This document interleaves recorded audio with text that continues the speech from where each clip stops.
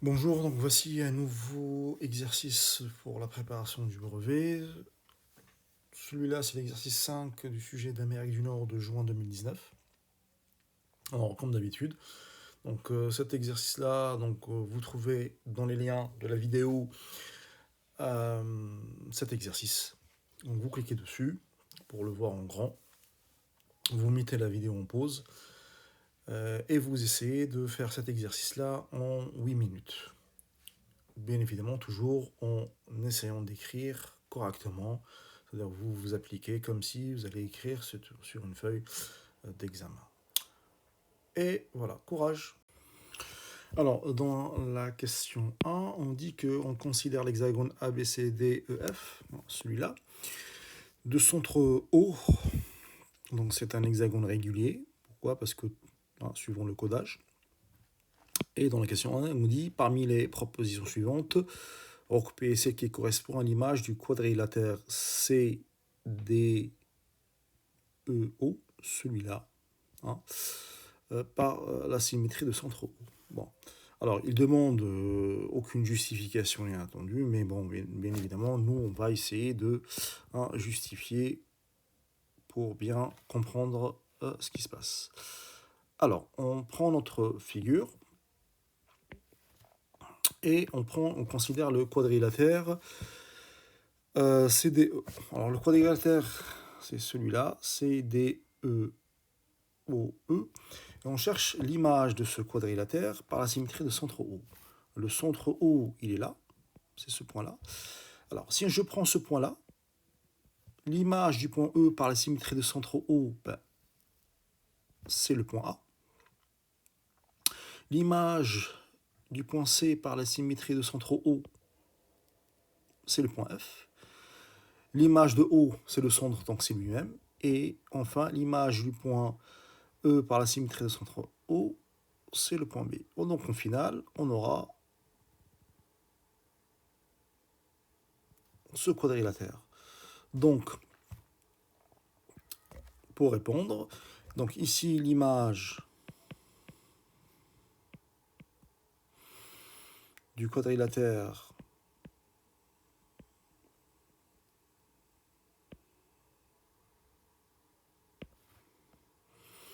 CDEO par la symétrie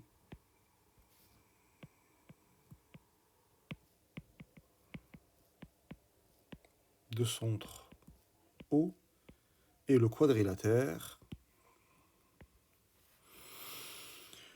FABO. Voilà, concernant la première question. Passons maintenant à la deuxième. Dans la deuxième, on dit quelle est l'image du segment AO, donc ce segment-là, par la symétrie d'axe CF. Bon. Donc, déjà, on reprend. Donc, la symétrie d'axe CF, l'axe CF, c'est cet axe-là. Le segment AO, c'est ce segment-là. Donc, l'image d'un segment par une symétrie axiale est un segment. Maintenant, pour trouver, c'est quoi? Il suffit de trouver les images des extrémités de ce segment-là. Alors déjà, l'image du point O, l'image du point O, c'est lui-même, parce qu'il est sur l'axe de symétrie.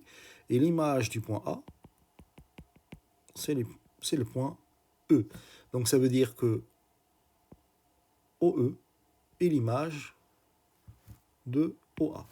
Donc je vais tout simplement d'écrire OE est l'image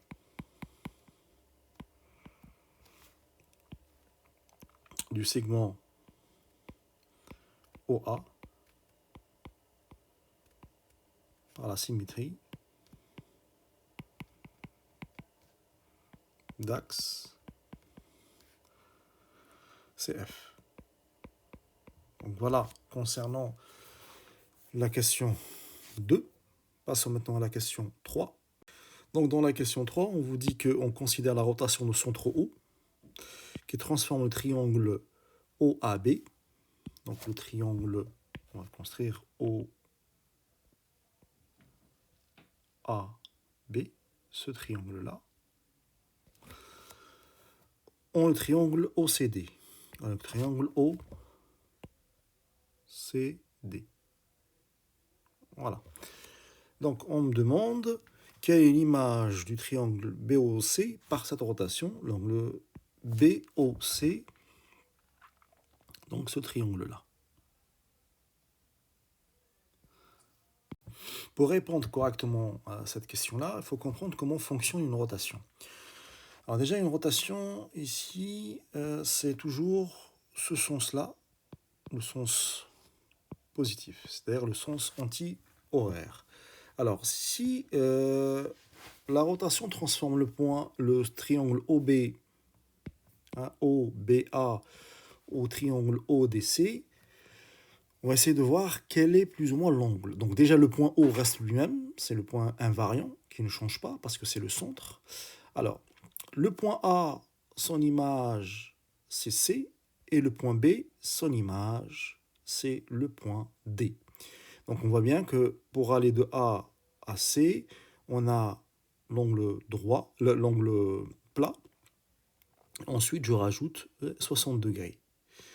Donc le point B, je prends l'angle plat et je rajoute 60 degrés. Donc le point B sera le point D. Le point O, c'est le même. Donc le point C, on va faire la même chose, c'est-à-dire que je vais avoir l'angle plat plus 60 degrés. Et donc, ici, l'image du triangle OCB, eh bien tout simplement, c'est le triangle OED.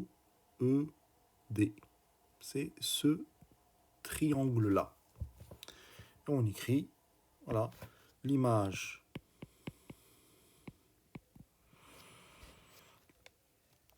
du triangle BOC par la rotation